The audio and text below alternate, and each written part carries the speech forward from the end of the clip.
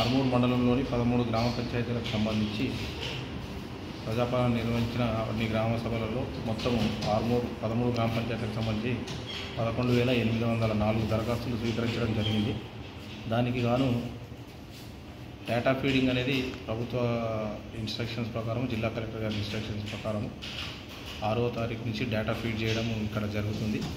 Panchayat secretaries తర్వాత మా data entry operator ద్వారా ఇది 6వ తారీఖు నాడు మేము డేటా ఎంట్రీ అనేది ప్రారంభించాము గవర్నమెంట్ వెబ్సైట్లో. దానికి గాను నిన్నటి వరకు 3,361 దరఖాస్తులు ఆన్లైన్లో డేటా ఫీడ్ చేయడం జరిగింది. ఈరోజు ఇప్పటికీ 2,008 దరఖాస్తులు కూడా పూర్తి చేయడం జరిగింది. ఈ డేటా ఎంట్రీ అనేది ఉదయం 7 గంటల నుంచి రాత్రి 11:30 వరకు డేటా పూర్తించడం జరుగుతుంది. దీనికి గాను ప్రభుత్వం ఇచ్చిన నిబంధనల ప్రకారము ఈ మాసము 17వ తారీఖు లోపు సంక్రాంతి సెలవులను మినహాయించి పూర్తి చేయాల్సిందిగా ప్రభుత్వంతో పాటు జిల్లా కలెక్టర్ గారి ద్వారా మాకు ఉత్తర్వులు జారీ చేయడం జరిగింది. దానికి గాను మేము ఈ అరేంజ్మెంట్స్ చేసుకొని కంప్లీట్ చేయడానికి మేము ఇదంతా సన్నాహాలు చేసుకోవడం జరిగింది.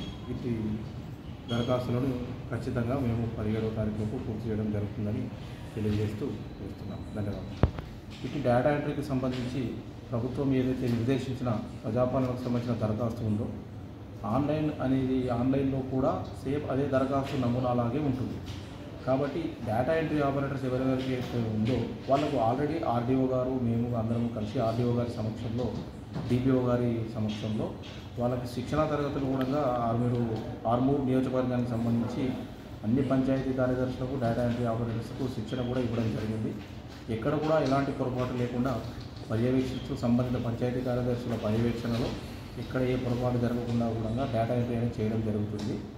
ఇది డేటా ఎంట్రీ కూడా దరఖాస్తుదారుడు దరఖాస్తు ఎలా నింపాడో ఆన్లైన్లో కూడా దరఖాస్తు అలాగే ఉంటుంది.